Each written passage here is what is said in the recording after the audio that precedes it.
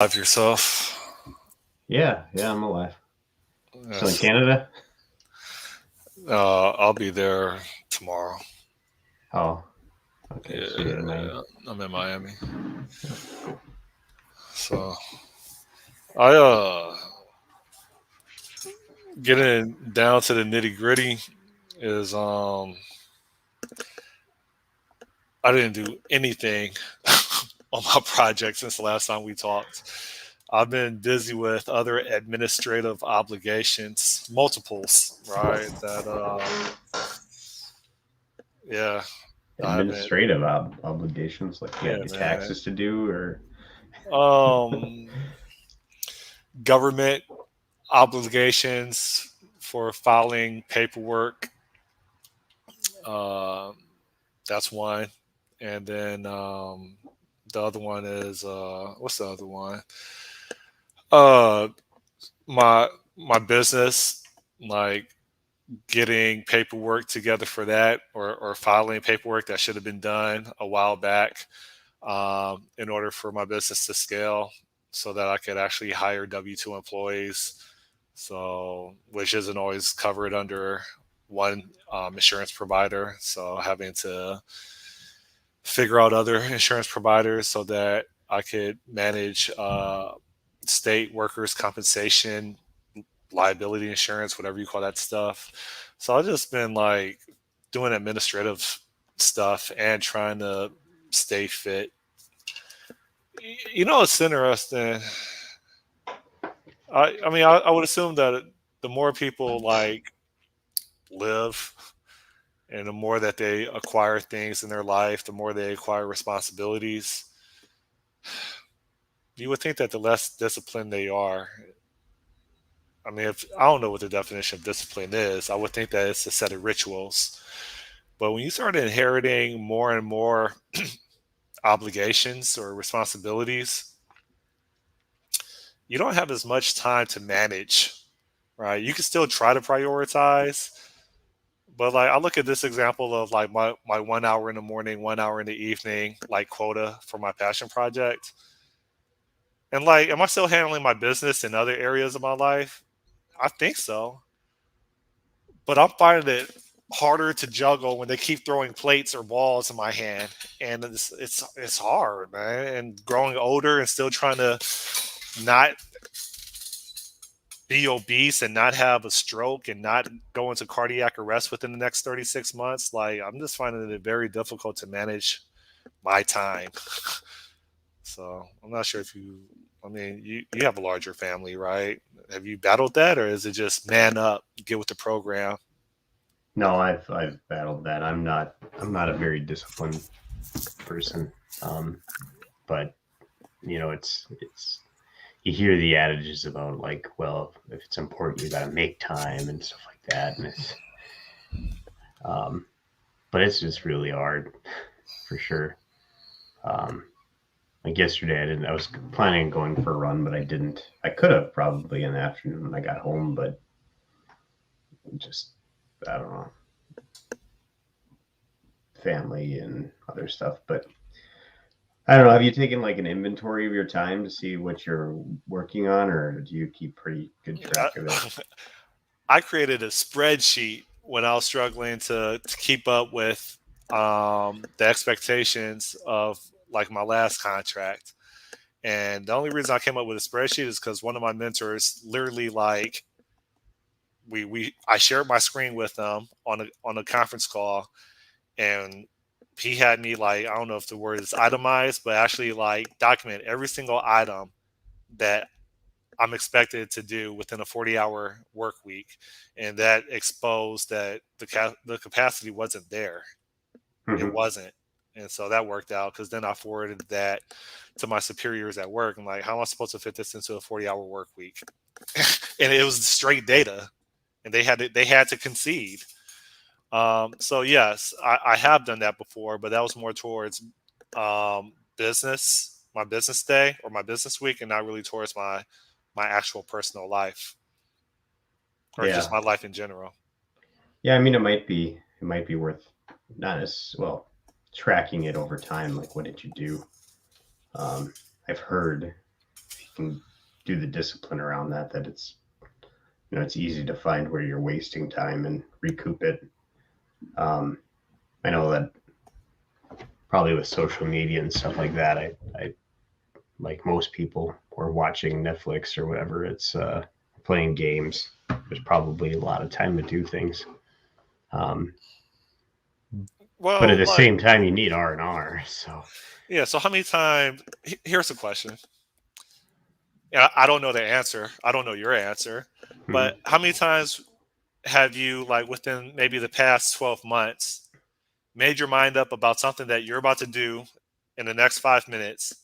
You walk out the door, and your kid decides that they want to have a fit because they either want to go with you or they want you to do something with them.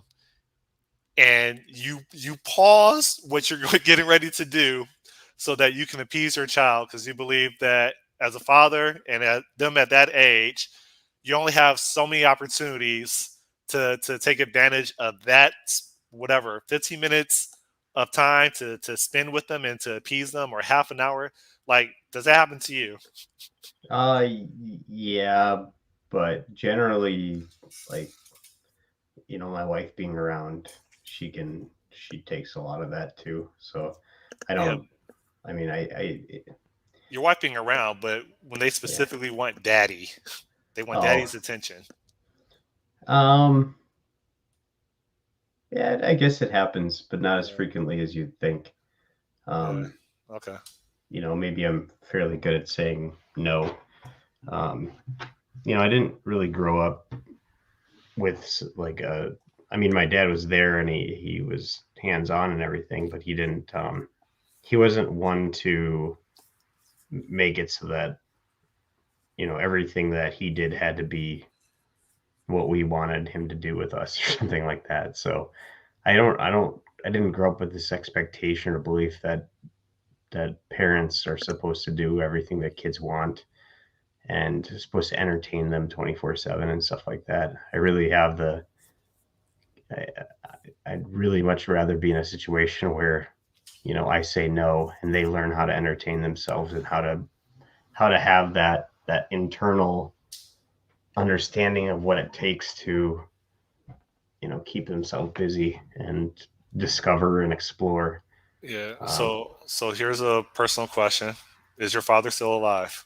yeah, yeah, Okay, mine's not, and so that's a huge factor for yeah, why I may feel guilty for, instead of 7 o'clock, prepare for my 3 or 4 mile run. My kid may decide that he wants to leave outside with me, right? And so on a couple occasions, instead of me doing my regimen of going for a run, I walk my kid around the complex, right? Because, I'm not trying to make this a therapy session, but because I lost my father at a very young age. And so I kind of treasure every single moment that I have with my kid, because I'm not sure how long I'm going to be around. Right. And so it's just, everything is a Kodak moment. That's the way I'm conditioned through trauma, maybe. And so, like, my perspective is very different. yeah, yeah. And it's you know everyone's got their own experiences and stuff, so it's difficult. I mean, my wife's not the same as me. She's very much on the kids all the time and trying to think of things to do with them and all that stuff. But I don't know, maybe my brain isn't wired that way. I know a lot of people who are really like, it's like everything's about their kids 24/7, and for whatever reason I'm not wired that way, and I don't know what the problem is or what the difference is. Yeah. So Uh, I don't know. I kind of prioritize, like, trying to be available as much as I can, like, for children. And maybe I don't really live up to it, but, like, I don't know. I just feel like they're innocent and they're kind of like dogs, where it's unconditional love. Like, they're not like yeah, women where there are conditions. Like, they're like innocent, and there's no weird expectations that are going to benefit them selfishly. And so, like, I kind of yeah. like have a heart for it. So Wait till you get to 3, 4. They're not 3 or 4 yet, right? no, it's a toddler. And it's already starting. wait till you get to the 34 age where it's becomes just me. I want. I mean, they're fun and funny. Like they just do the funniest things where they ask the questions and you just laugh your head off because of how stupid they Yeah, are. But not stupid like in a bad sense, but just like how they don't understand certain things about the world. It's or when they first start swearing or something like that. It's just oh shoot, like out of the blue, just like kid goes, "What the?" You're just like, "What did you say?" yeah, You can't help but laugh because this little thing that's so innocent and sweet all of a sudden just threw out cuss words. yeah. That's something else that I'm Yeah. trying to manage. I used to get whooped a lot, and I think there's some truth, or I have a reason to believe that there's some truth in how you were raised. You're more than likely to do to people around you that was done to you during your childhood, and like I'm trying my best to resist that. You know, like I mean, I'm sure to like a lot of people, and maybe it's based on the demographic or culture. Like that's never been an issue, but like for me, that's I mean, in a way, it's weird because I feel like that type of discipline kept me out of like prison, not really understanding. And I probably mentioned this to you before, probably a couple years ago. Not really understanding why something's wrong, but feeling the consequences of when you do it, it hurts, right? Hence the discipline and not really understanding why, but you get beat anyway. So you just don't do it, right? Um, so I don't know. I'm learning as I go. So But yeah, like I said though, you could try the advice that I hear over and over again in every self-help type thing is to take inventory of all the stuff that you do and find times where you're doing stuff that you really don't need to be doing. But I don't know. Like I said, I don't know if you can go balls to the wall all the time like that and not get burned out too. So I don't know. I It's haven't coded in like probably 7 days, and I don't know. You ever like take a break from coding? You feel like when you go back to coding, you're going to be so sharp and even better than you were, just because like for whatever reason you're kind of motivated and you look forward to it because you haven't done it in a while. That's the yeah, way I feel. yeah. Like you get the itch, like, oh, I haven't done this in a while, and then you get back and doing it. Actually, Yeah. that kind of Holding happened to my me. beer, and Yeah, then you just go ham. that kind of happened to me when at the end of my last gig because I was doing more of like a consulting type thing where we were looking at stuff. We weren't coding, so for a couple months I just didn't do anything. And then when I left, I did that streaming for a while, and it was just like, oh gosh, I forgot how fun this could be. You dig in and just go at it, and I don't know, it's a lot of fun. But Yeah. yeah, so man, I tell you, this week has been a shit for me though. I don't know what it is, but after my run on Saturday, this whole week I've just been completely unmotivated and just let go. And it's I think there's this thing called like after event blues or something like that, where when you have this kind of like high moment, you get off of it and now you're back to normal, and it's like you're in the lull between finishing something you were going to do and now like trying to figure out your next thing or get your plan or get motivated to do something else, and there's nothing there. Even though I've got like the marathon next June, that's like months away, so it's too far away, and it's getting colder and it's darker, and Well, you have post marathon blues. yeah, Apparently, it's a thing. I didn't experience that when I did the half marathons, but I experienced it when I graduated college, and it was bad.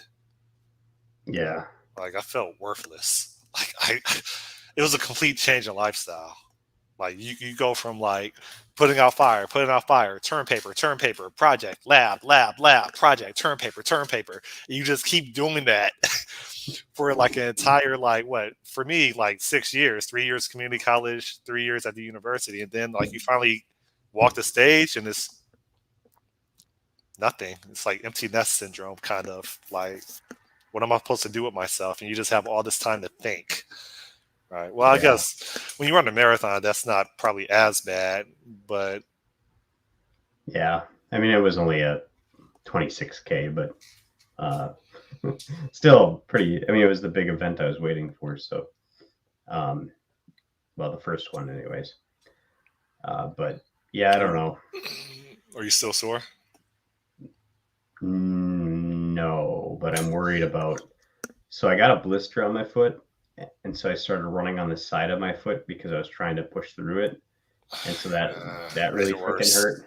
Yeah, that hurt for a few days, and then I went for a run, and then it hurt again. So I haven't run for a few days now. I'm hoping that when I go again today, I gotta maybe try to get new shoes. I think that what's happening is I have like some arch issues, and I'm probably my arch is flattening out and rubbing and causing that blister. But Did you have to burn calories navigating around people that were walking? no, I ended up. So I hit the wall at about a mile 11. Oh, yeah, is it mile 11? Maybe at mile 12, somewhere's around there. And so I ended up like it took me like 2 hours to do the first 2/3, and well, no, I shouldn't say that. It took me like I was making pretty good time, and then like just the last 3 4 miles, it was just like too much walking. Yeah, I get annoyed, and I've had arguments about this. I get annoyed where people they'll enter like a half marathon, maybe even a full marathon. I don't know. I wouldn't. I can't. I don't know how they would do a full marathon, and they'll just walk, and then they'll get their medallion. And if you're not like physically disabled, like if you didn't have your leg blown off in a war, or you contracted diabetes or something, and they chopped off like a limb or something, like I disagree so much with getting that medallion. We both get a medallion, except I actually like ran, even though my body wasn't designed to, and you walked. You didn't train for it. It's obvious. I'm looking at you, right? And yet we both get the same medallion. And like, I feel like I didn't achieve anything significant because you got the same thing I got, and you didn't put in the effort before or during. And I just get in my head because it burns me out. And I burn calories trying to run around them. Like it annoys me, man. So I know I'm not the only person. I'm probably the only person to like verbalize it. Like y'all should have your own walking like thing and get out of my way when I'm trying to like push through. So Yeah, there's like there's limits on some of these where like let me see. So this one started at 8, and then I think it ended at 2 at the very latest. But you couldn't walk a marathon in that time frame, 6 hours. Um, well, maybe you'd get close, but it I think you'd no, walk I a mean half maybe. I'll be explicit. It'll be a half dozen like fat people walking such that they take up like they're not even walking like ducks like one ahead of the other. They're walking in which they're taking up like 3/4 of the space, Yeah, right? that'd be annoying. And it's like move Yeah, like why are you even here? Like you're not this is not an achievement for you. Okay, you did not prepare for this. You did not schedule 3 months 6 months out. This is something you're going to do. You're going to condition your body, you're going to condition your mind, and you're going to make progress every single week until this day. But you get the same medal that I get, that you can hang on your wall, but you didn't put in the work. Like it annoys me, man. yeah, yeah. I get that. Especially if they block your way. Like actually, so I hit it at 3 hours and 6 minutes for the 26K. So if I had just done the half marathon, I probably would have finished in like 2 hours and maybe thinking 13, maybe like 2 hours and 20 minutes or something like that. That last 5K just like took me forever because I walked so much of it.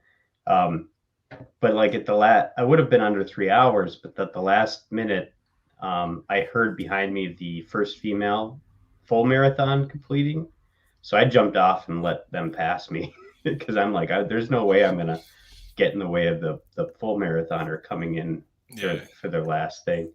She ended up setting a record too for that marathon. So Was she um, African? no, she was white. So, but it's northern Minnesota. So, um, Yeah, but I mean, they get paid to win, right? There's prizes, right? no, not at this one. Oh, okay. The main thing it would be benefit of finishing fast in these is their Boston Marathon qualifiers. Okay. So, I don't know. But I've looked at that actually. Like, when I was going, I'm like, you know what? I should try to do this marathon, but I shouldn't just try to do the marathon. I should try to do it in Boston Marathon uh, qualifying time this in the next June. What was that, 2.5 hours? It's 3 hours and 5 minutes for my age range, I think. To For the qualify? to qualify, yeah, Okay. and then 3 hours and 35 minutes for females, I think. Um, so she would have qualified, likely, because she would have been just under 3 hours to do the full marathon. But man, that's got to be like that'd be a really hard thing to accomplish, just to go from where I am to be able to actually do the a Boston like a 3 hour marathon time. Like, I don't know if I could just mechanically accomplish that. Maybe if I trained every day. And also take into age into consideration with proneness to injury. Yeah. Well, it's they have. I mean, they age differentiate the times, but it's not very much. I don't know if you've looked at it. No. Um, but yeah, I guess it's kind of like they only really get the people who are probably considered like the top 1% of marathon runners.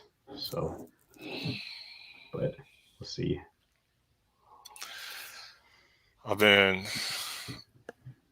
even though I haven't been coding, I've been reflecting on like career progression and like what's next for me after like maybe 24 months, 36 months. I haven't really came up with anything and we're talking about like to increase like salary cap. Hmm. And I'm Yeah. like, I mean, AWS will probably be a easy transition. Maybe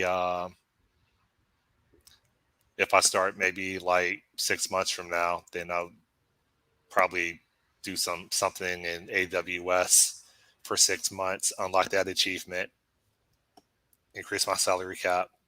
But then I feel like that's what else is there? And I know there's a lot of like practices out there. Like I could somehow maybe chaos engineering will be a thing in another 10 years. But outside of AWS, like this sounds like and maybe you could put me in my place. This sounds very arrogant. I think after AWS, I think I'm set. Like For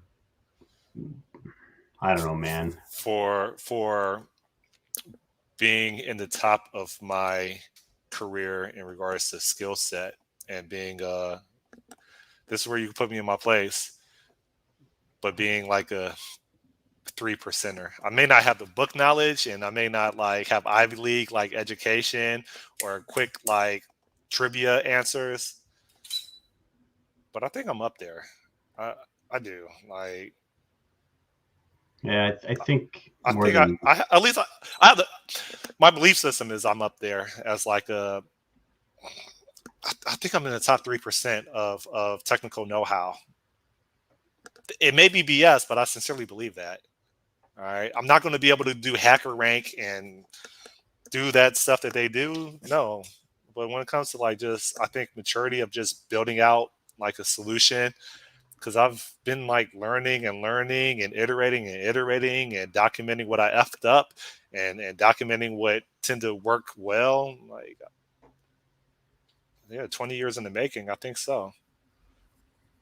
Um, yeah, I don't know. I mean, I don't really know what would classify someone as a top 3% type thing, but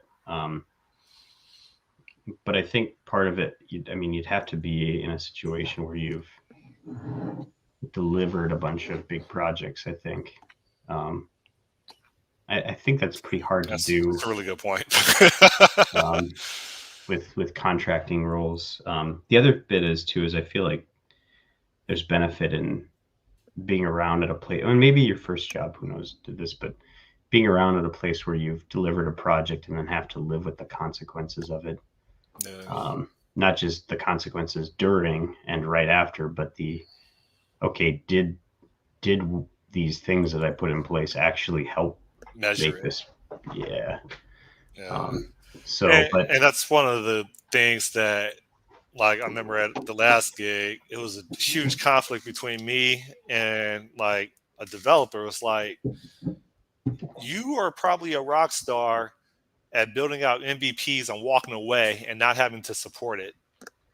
As an architect, like, my responsibility is, we not only build this, but we can continue to build features for the next 5, 10 years, and we can monitor it and we can respond to changes in the marketplace. We can respond to change, and you don't stay around when things change. You don't stay around after you deploy it. You move on to another project.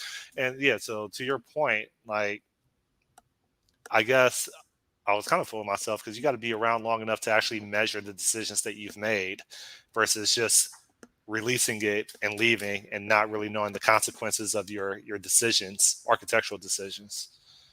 So, yeah, yeah. I mean, there's been plenty of times where I felt pretty good about something when I'm done with it, and then, or 2 3 months later, stop using I'm it. like, like, oh man, this could have been done better, or this would have what I would have done differently, or man, I really wish in retrospect we would have gone this route.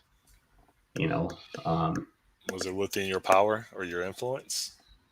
uh, maybe, but it wasn't within my like ability to foresee. Um, but there wasn't anybody telling me that was higher than me telling me, oh, you should really consider X, Y, Z. Like I'm thinking at my last gig where we had something where eventually we know there's probably some collaboration that needs to happen on, and it's just really like the model we have wasn't really set up very well to do collaboration on a thing. Um, and just thinking about some of the other like pieces where we could have used maybe some more interactive type models to do things. But I don't know, man. You kind of work with what you have, and um, I think there's always opportunity to learn something new and to be better. But I don't know if there's any much opportunities to hit higher than what you're doing on the salary caps, though. I think the thing is we our value kind of starts to max out around that range. I think I would have And to publish a book, which I don't have it in me. yeah, I don't have it in me. Like, I could probably create some videos and sell that. Because I mean, like, I always say specification as library, but it's really like designed by contract, right? hmm, Like, so I could do some video lessons of how to do that in F sharp and probably open up a stream of revenue that way versus just focusing on the hourly rate from from one employer. Well, that's the other thing. Like, all right, pivot, different thread. I can't for the life of me attract people to work for me that are better than me. I don't know but if you've yeah, ever. I mean, unless you have a lot of money coming in to pay them. Well, I mean, it's kind of like, yo, I respect you. I feel like I'm a couple years behind you in development and in my development, and I really think that we should like organize so that we can tackle some contracts. I think we have an advantage compared to a lot of like staffing agencies, and I think that there's so much work out there that like we can do some damage. We can go into savage mode, and we can really like meet our purpose or our potential in our profession. And like everybody that I respect, that I admire, that tends to be more developed than I am, they're only interested in their own dream. They're not interested in fulfilling my dream. So it's like Well, are you it's interested in annoying. fulfilling their dream? So it's Well, I same way. mean, I mean, to be fair, I think I'm more consistent, and I think here's one example. I've been trying to get Odie on my team for a while, and he'll say yeah a couple times, but he never ever like stays consistent. And like, I mean, I was talking to him on a road trip to like Orlando. We were chopping it up, and like, I can't get him to like just commit to like, yo, you're talented. Like, we can make so much money together if we just organize instead of just being independent. Like we can do this, but it's like he's so like scatterbrained, kind of like me, and he'll just lose interest in stuff and just keep jumping to different projects, but never really get anything done. All right. yeah. Well, He's you're like, you can you have the focus to stay on something for a while, but that's a rare talent. Like I haven't had luck with sticking to things. Sticking to a job's easy enough because there's like downsides to just exiting all the time. Of course, you seem immune to those downsides, but but you oh, know, the yeah, rest of us mere mortals stick around. You know, I'm usually about a five year, but I don't know. I mean, there's probably because Odie's in Nigeria, isn't he? yeah. And there's probably some really like sweet like offshoring type to Africa type things you No, guys could get into, man. If he could he control that side and you he control already the sales side here. he already landed a position with the fan company. Oh, It's really? just it's Oh, the pandemic happened oh, and it interrupted his transition. hmm. I'm giving away way too much information about him, but yeah, Well, that's cool though. Um, but yeah, I don't know, man. It's there's probably a lot of, I mean, there's a lot of opportunities for contracting just in general all around everywhere. So, but maybe you're looking at this the wrong way. Maybe you shouldn't be trying to attract top tier people. Maybe you should be trying to put together a small group of mid um, and low level engineers, or entry level, I guess is the way to say it, junior, and coming into an organization with that frame of reference, you transition to more of a sales type situation, and really you're just getting the right people in to do the work. Um, with emphasis on the right people.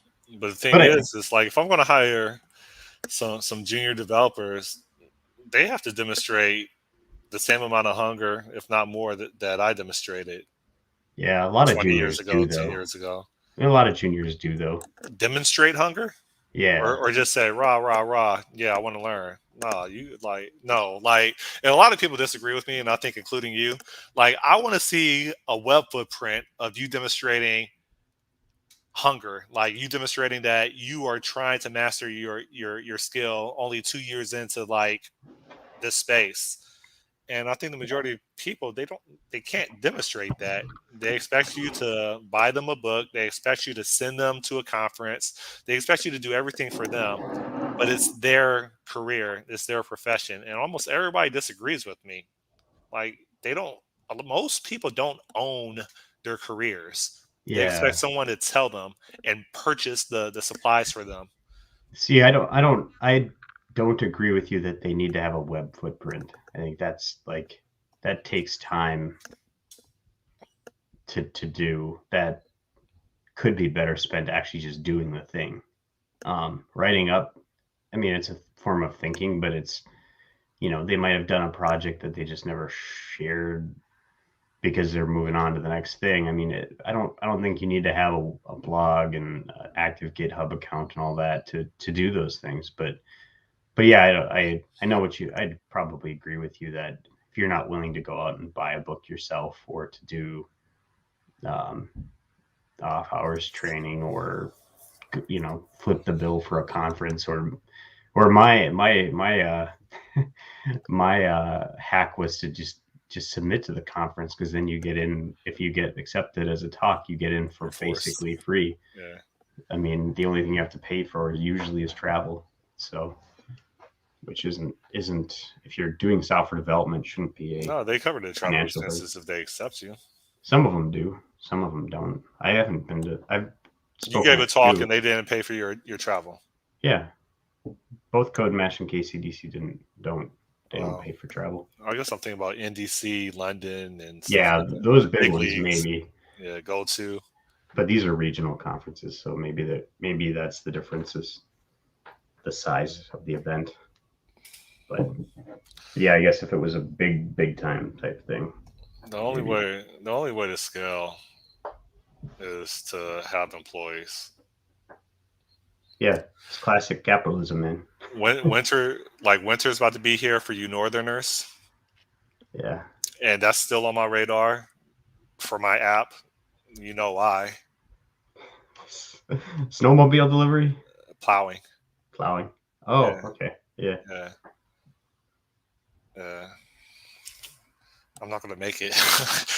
I can't make it by December. hmm.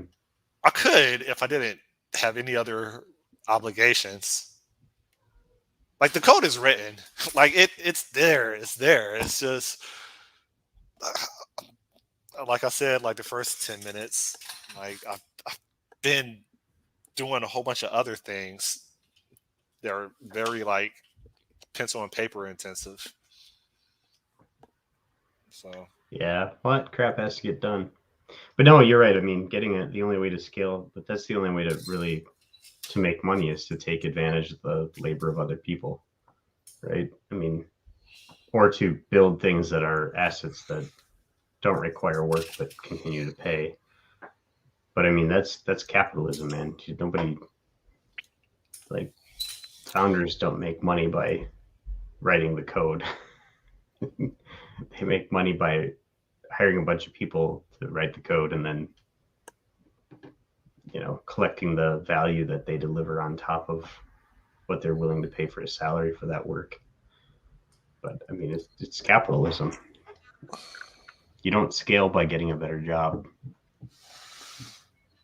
Even if you look at professionals like medical professionals and stuff, they can make a pretty sweet dollar. They're not going to make real money without starting their own practice. A yeah, lawyer or lawyers and professionals, no CPAs. You're a CPA working for a CPA firm. You're going to make good money, but you're capped out at whatever the rate for a CPA is at a firm.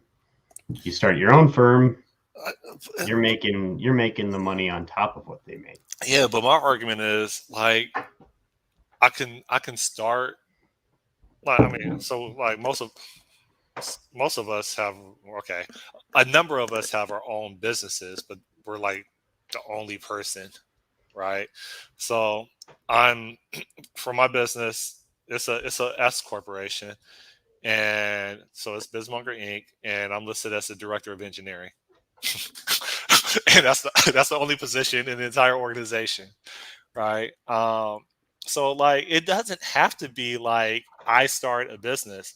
Like what I'm trying to do, like especially with Odie, and there's like two other people, is like I'm looking for a partner so that we can fill in the gaps of each other, and let's like start off this. Let's start something. We know the jobs are out there. Like yesterday, I was like, man, you know what? I think I'm about to just hire a virtual assistant so that they could just do some hire a virtual assistant in like Pakistan or the Philippines so they can do some cold calls to give me some leads for some upcoming projects that are about to be funded soon so that I can start bidding on it. Like I'm already like thinking. I mean, obviously I'm going to be fumbling and failing on the way, but if I could just find some partners so we can take our experience and like Yeah, like our competition is staffing agencies. It's a whole bunch of people with degrees in psychology and communications that hop on the phone and are responsible for software projects. Like we can compete better than that. Like we can take market share. We can. And I mean I didn't mean to undermine them, but that's what I view them as. People with degrees and psychology degrees that are doing software projects and Well, they're like staffing, which is a different thing. They're trying to connect people up. they're staffing work that they don't understand. Yeah, yeah. I mean, that's exactly what it is. Wouldn't it be refreshing if you like started a staffing recruiting firm that actually told you what the projects you're going to be working on? I don't know if there's any reason why they do that other than to protect their bottom line. Like, but that would be refreshing to just be like, yeah, we're hiring for this company.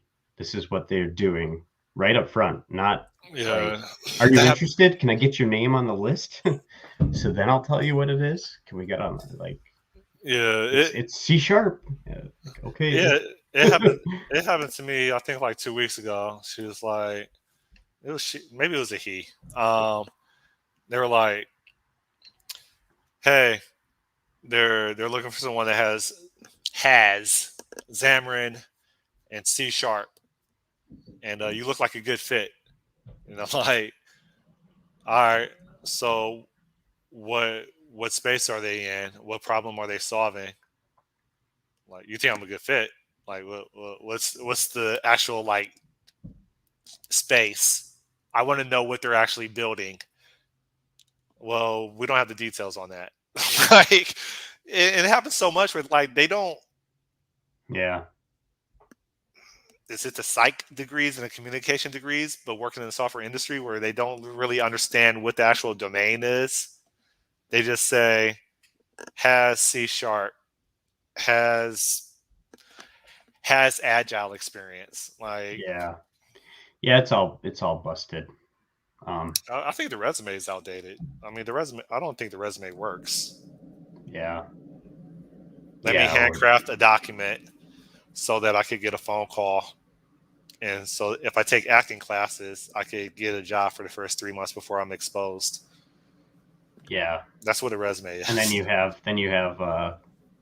stuff on your resume to show like I worked for this company and you may or may not have actually done anything worthwhile. Oh, my computer just flipped out. Um, have you written up a like a have you actually written up like a pitch deck or anything? Or like what's your like if you want to get people on board, you need to have an exact plan, probably not like a hey, let's get together and do this, because then people are less inclined. Man, my computer is wigging out. What the hell is with this? I agree. Uh, but I would think that that's probably for strangers that you don't know. For people that you do know, I would think that it would start with a casual conversation and then brainstorming, and then a plan gets flushed out from it that is documented. Like, I don't want to, like, what you said is viable and it shows that someone has put some thought into it. But if you know the people already, I feel like there should be some buy in verbally, and then like some like scheduled sessions with scheduled or with identifiable like action items that are outputs of each scheduled session. But like the people that I want to work with, they have their own thing going on. Can't convince them to like. It's just I don't know. It's weird. Yeah, but maybe you're using that as a crutch to just like, oh, It's you also need somebody else there to do this with you, but that's just like an excuse or a crutch to not do it yourself. Um, almost let my emotions get over me. Like Go to do ahead. what to do what myself to research or to do cold calls to then like fabricate emails and schedule meetings to learn about the opportunity or to introduce myself. You probably get emails from people, um, thinking that you have employees or something. I do. I get emails like once a week in which they legitimately think that Bismonger Inc. is like a mid-sized company with employees. Uh, your screen froze. I don't even know if you're Yeah, still I there don't or know not. what the. Yeah, I don't. Can you still hear me? Yeah, yeah, I see you again. Yeah, it's. But I don't know. This computer's wigging out. Oh, and I look like I'm digging my nose on my screen. No, it's But clear on mine now. all right. Yeah, I don't know. It Uh, keeps just messing up. But and I was saying that I can't fulfill all the functions of a independent software vendor. I can't. I can't do marketing. Like I could build, right? I I can only build and maybe do some QA. I can't act. What I need help with is actually getting business. yeah, And it would be nice if I had someone that could do like web development because I can't. I can if you hold a gun to my head, but it's not going to be pretty.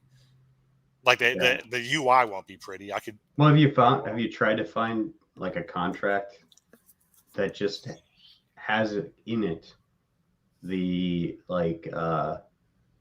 the expectation or the ability where you can staff at least one other person? Like that would be an initial step, right? Oh, a contract where like yeah, I think the one of the contracts I recently signed up for has that. Yeah. So get yourself Hence, one I had contract I had to get yeah. So this one allows it with them. with subcontracting. So then set yourself up to find one person that you can hire on under your flag where you're paying them through you, but and they're doing contract work.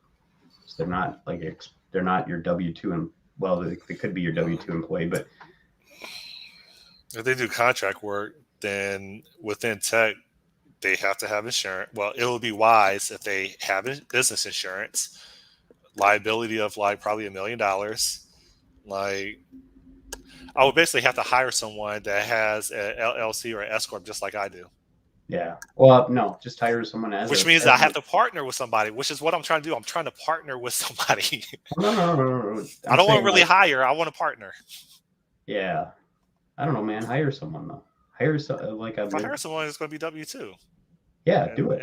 that's fine. That just means that I'm going to be held accountable for consistently paying them every single week or every other week, regardless. And then ceremony for like unemployment insurance. If they, I don't know, what you have to work a job for a year or 6 months. When is someone entitled for unemployment?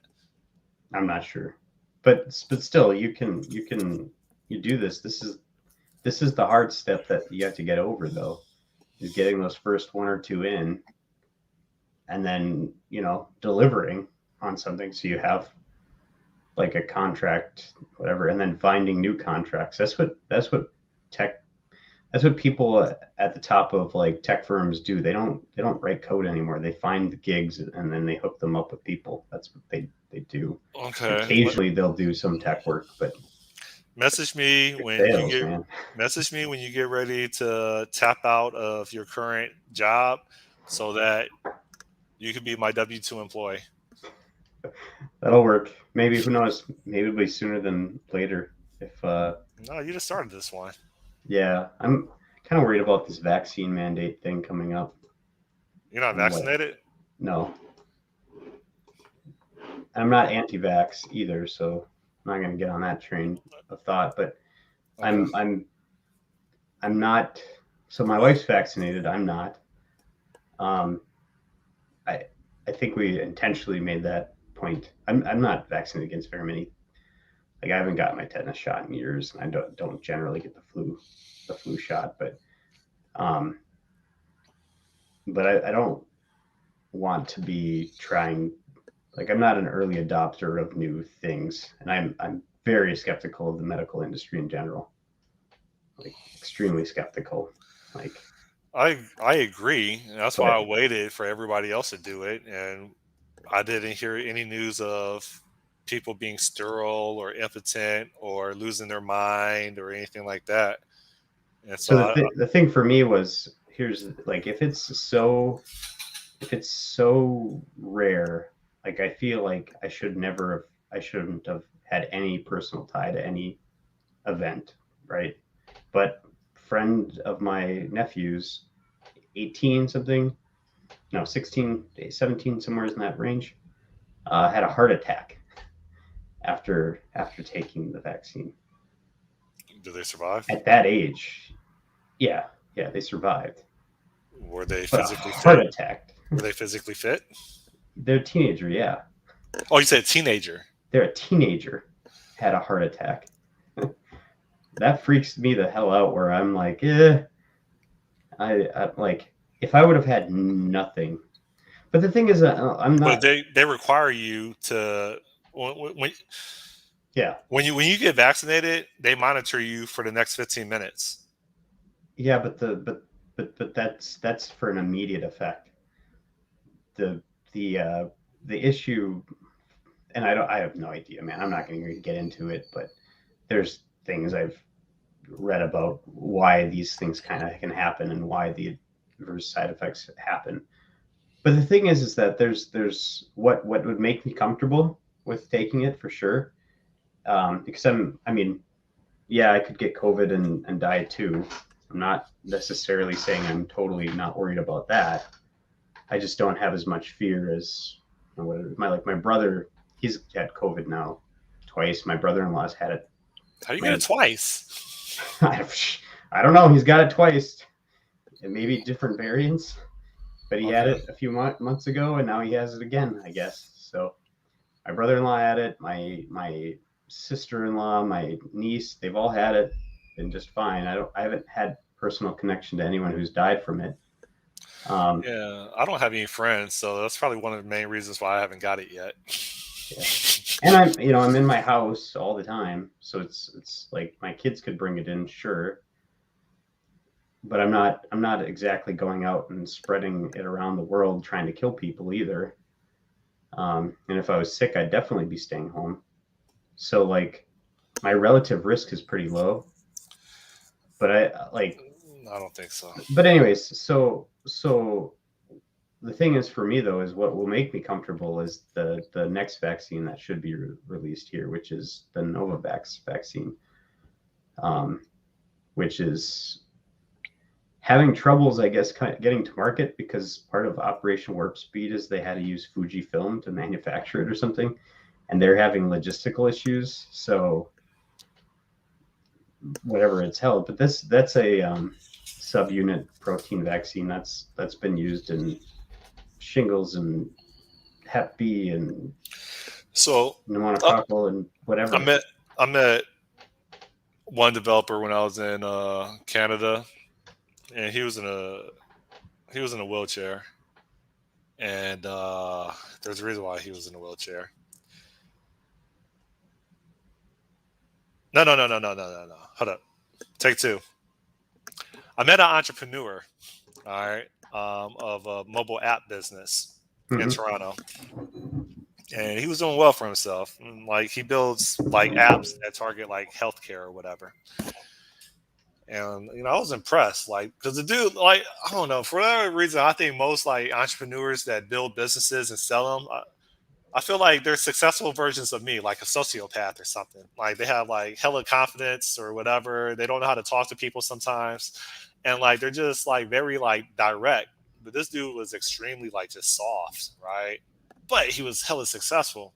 So I'm like, oh, anyway, make long story short, his his developer, right, that basically builds the software that he is a millionaire from. It's weird how people can like just be millionaires from software companies, but they don't know how to build software. They just get someone else to do it for them, and then Yep. they become a millionaire from it. Capitalism. He was saying that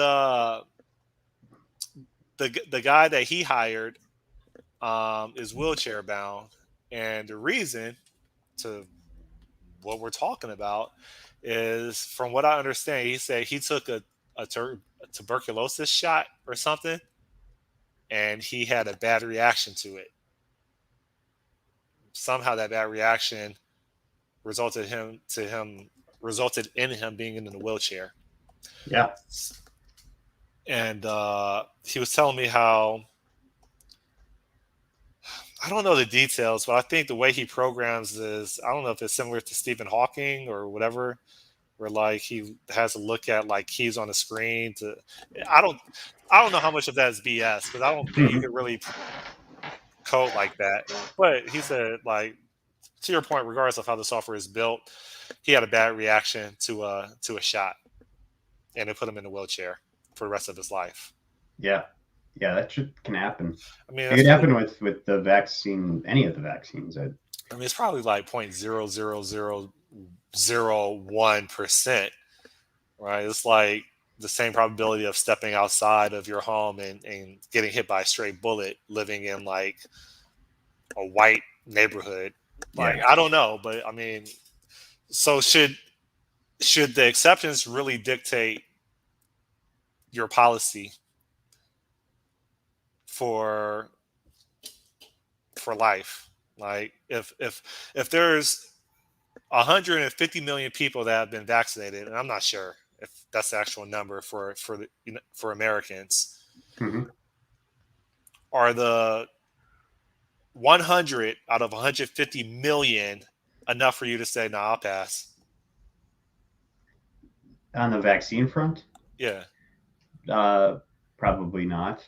And I'm not irrational. This has gone through my head. And This hold up, is if I do the math, I said 100 out of 150 million, which is yeah, really like if you take off like two zeros, it'll be like one out of 150,000. I can't do the math. yeah. Well, regardless, Yeah. I mean the same thing with flu shot. Why don't I get my flu shot every year? There's a chance I could die from it for sure. There's a chance I could die from getting the flu shot. There's nothing. There's no. I mean, it could be irrational, but the thing is that I don't. To some extent, now it's a bit of a principled thing. Like I don't know. Like if you told me that if I get my vaccine, that I am going to be able to not transmit it to anyone, and I will never be responsible for killing like an old lady. Sure, I'll do it. Like right now. That's with the comfort level that I have with that. That's just not true. The only thing, the absolute only thing I can see that is a reason to get the vaccine right now is to potentially prevent the ICUs from filling up with people that are going to end up dying anyways. Like 90, most of them, if they've reached that phase, are dying. Um, Die that's it. anyways. Within what time span? Like, what do you mean? You say people that are going to die anyways. In the ICU, if you've reached the point where you're in the ICU, what's the survival rate at that point? Probably pretty low. I would think it's probably pretty low Most too. doctors really hate the fact that they're sitting in the ICU treating people that they can't actually help. They're just waiting for them to die and make them comfortable. If I'm there, what if I make this pack? If I get to the point where my O2 levels are dropping and I know that I'm impending doom, I'll just save the ICU a trouble and I'll just do it myself. Just take care of it. Okay, so let's take what you said, and you tend Yeah. to think things out at a macro level more than I do, right? Yeah.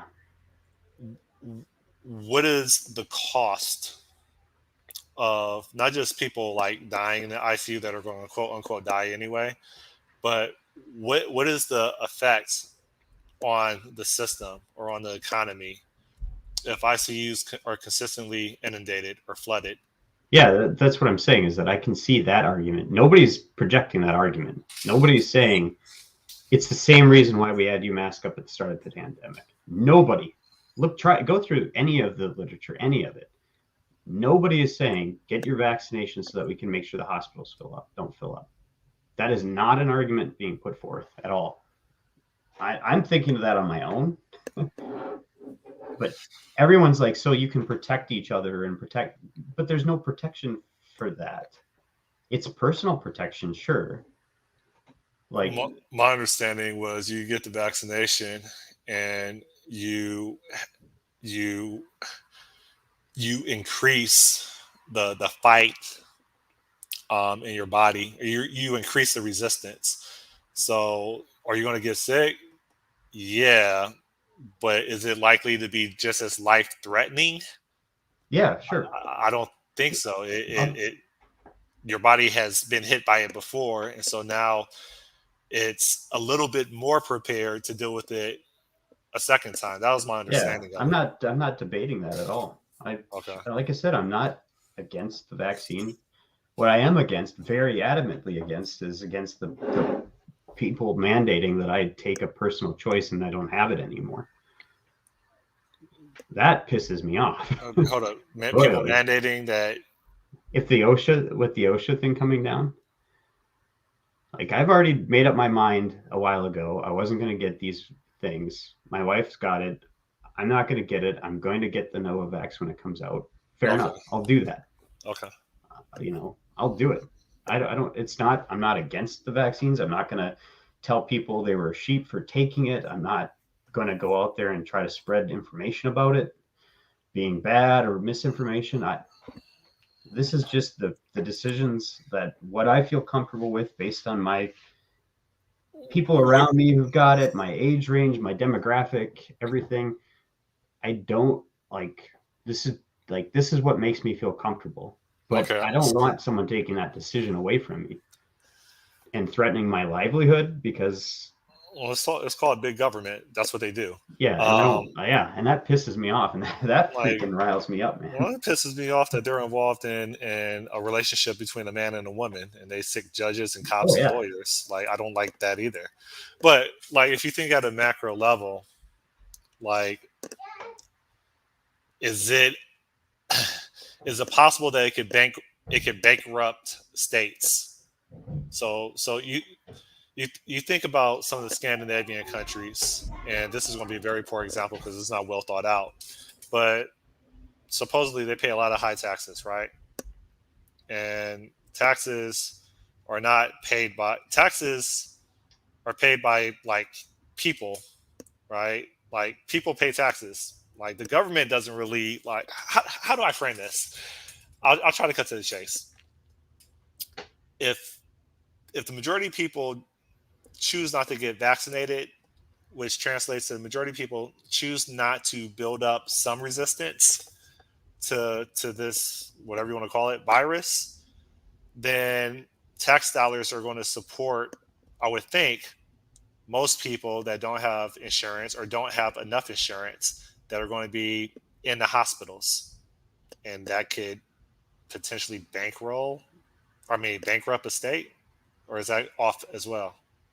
I would assume that's off considering that would be like that'd be like the boon for people who want government health care. Well, why would it be off? How much does it cost to be in the ICU? I don't know, man. I don't care.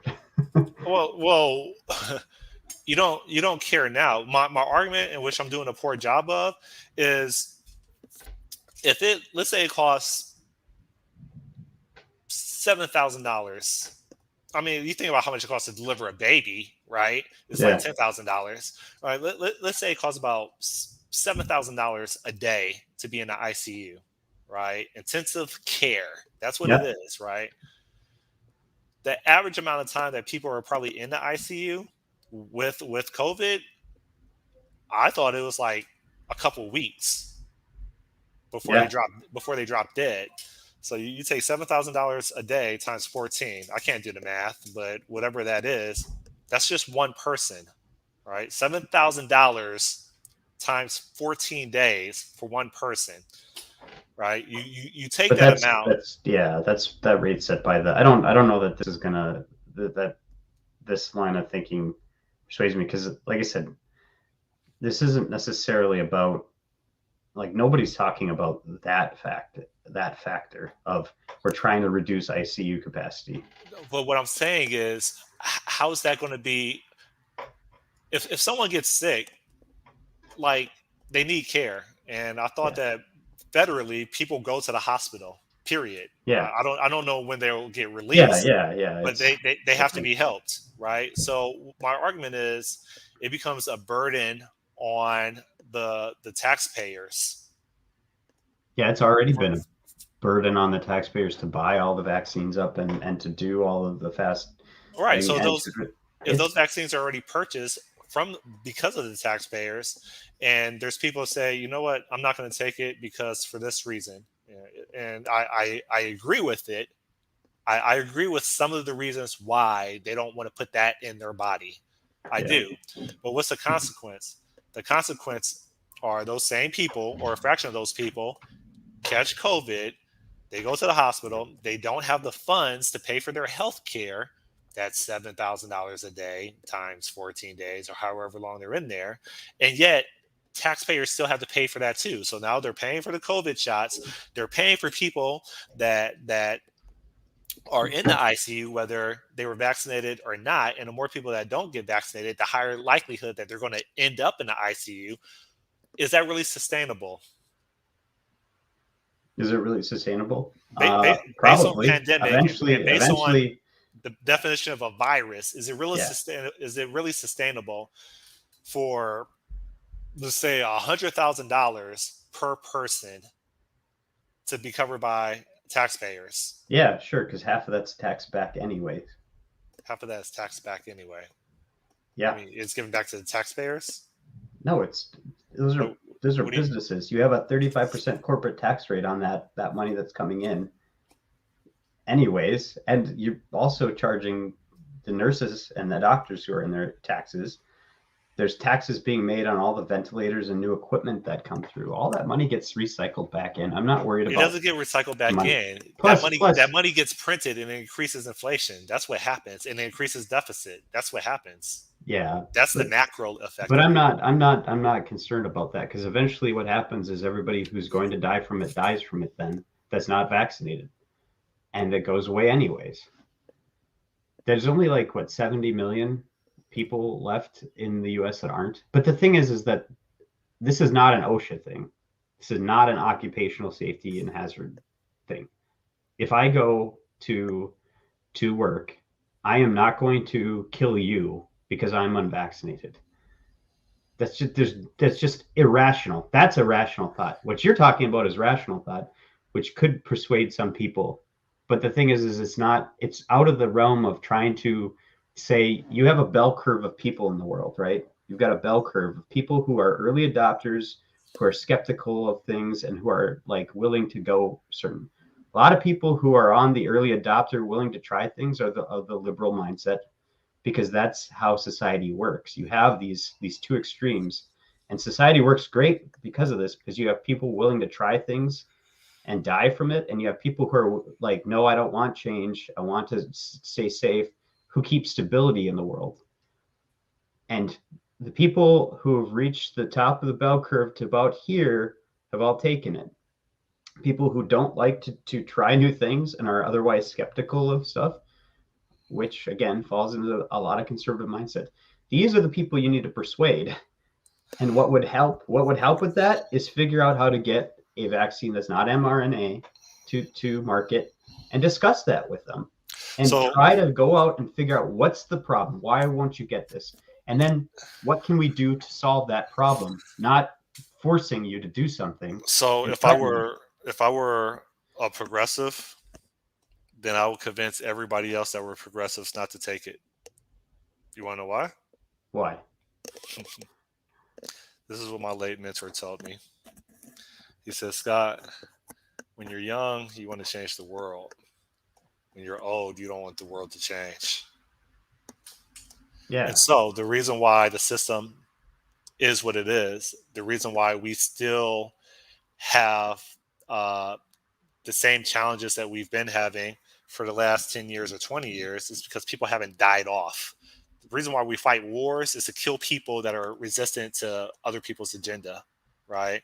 And so if old people are the ones that consistently vote and they're the ones that don't want the world to change. They like the system just as it is.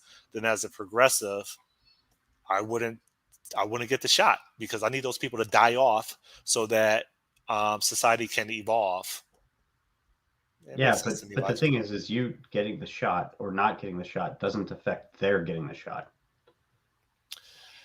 There, just because you get the shot doesn't mean that you don't land in the hospital. If I Yeah. don't get the shot, it increases the probability that more people are going to get it and the effects of it.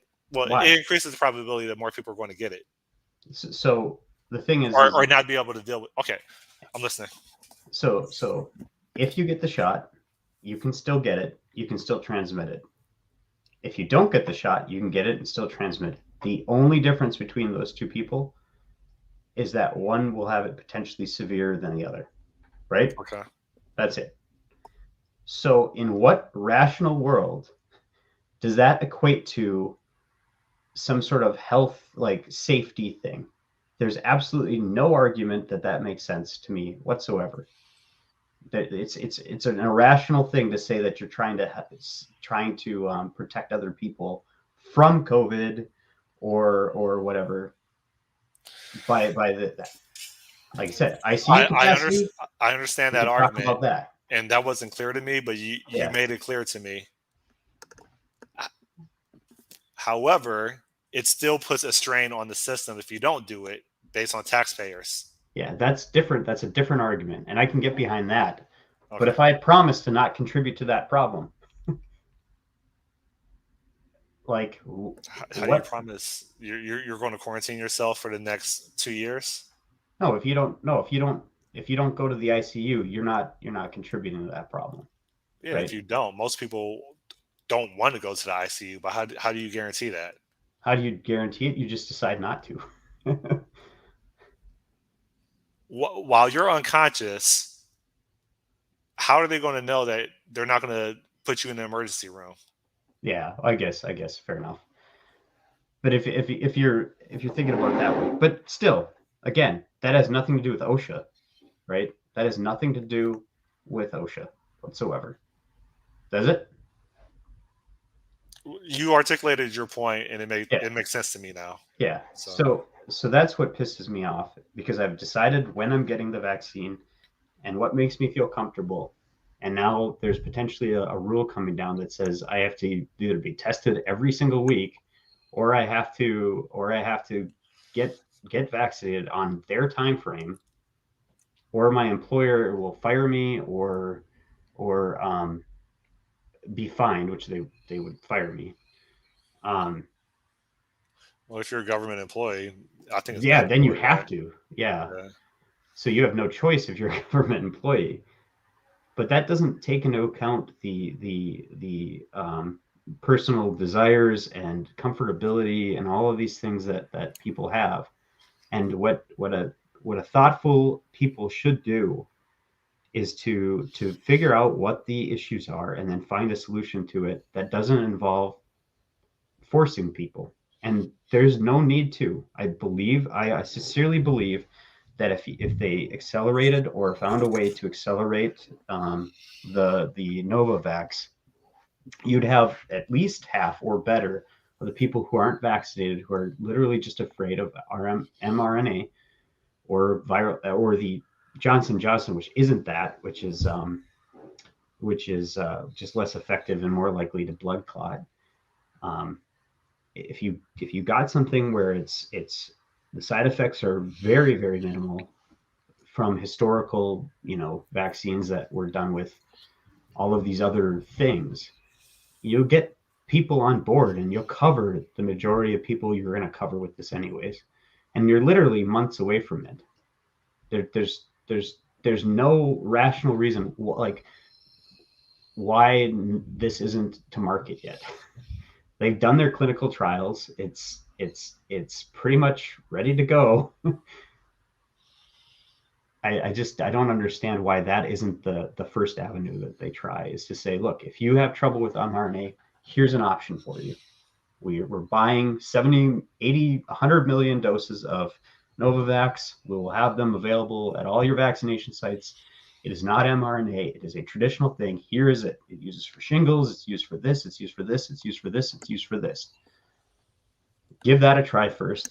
That'll cover, like I said, probably like the same thing. Like my dad, he's in that. He's an older. He's in his 60s or whatever. He's in the riskier group because of his age. He's not. He's the same thing. He doesn't want to get the mRNA vaccine, but he'll get Novavax. He's the one who told me about it. It's like, oh yeah, that this makes so much sense. If you're worried about, and which like people are, if you're worried about being on that initial adopter curve, this is a more traditional thing that you could get. That again doesn't have the same, supposedly won't have the same blood clotting risk as the Johnson & Johnson one. So I don't know. I'm just it's really bothering me that this is coming down. I don't know what I'm going to do about it. So we'll see when the things drop. I'm going to have to invent a religion so I can have an exemption. I'll probably join it. No, I can't say that because now they'll know it's not sincere. But man, very quickly, don't you hate when people reach out to you and you're like, oh yeah, that sounds cool, right? All right, so I'll just give a concrete example very briefly. Like Stack Overflow, someone reached out to me, hey, would you like to get paid to give technical interviews? I'm like, hell yeah. And like, all right, well, fill out the application. All right, I filled out the application, and then it's like, all right, great, thanks. Like you've been fast routed or fast forwarded, whatever the right thing is, to people, so we can expedite the hiring process. Oh, by the way, we need you to take this coding test. Like I don't do coding tests. Like you literally reached out to me on Stack Overflow, but you want me to do a coding test. So that's it. yeah. I think there's reasons for that. Somebody actually gave an internal talk at my company about that, and like, dude, there's legitimate people out there that will scam these kinds of things, though. Like, and actually, the coding test wouldn't even help because they could just pay somebody else to do it unless you're physically there working with them. Like, you could just pay somebody who knows these answers to go in and do it, or who's gone through the whole thing. You solicited me on Stack Overflow. Like Yeah, I'm not it's really fun. active on Stack Overflow, but I have like 10,500 points, which is a pretty good. I don't know. I think I'm probably in the top 10 for reputation for like. It'll tell you if you go there. Yeah, but you still want me to jump through hoops for you after you solicited me. Like, so I just ignored them. Yeah, that would be annoying. My CPU is at 100%. Why the heck is it? Because you have a virus. I don't You have know. COVID on your machine. If only I had McAfee. How would I know my where I stand or what percentile I'm in? It'll. I was trying to look that up. It'll show you on I'm in your the profile, I'm in the top 4%. but I can't because I got to restart this machine. 4 people have observed my contributions on Stack Overflow. 1 million people. 282 answers. 421 questions. I think it's Chrome messing up. It's got to be what it is. Anyways, I gotta get running here. I gotta get some more coffee and stuff before I start work. So, All right, it's been real. Thanks. yep. See Talk to ya. you next week. All Bye. right, bye. Observer, adios.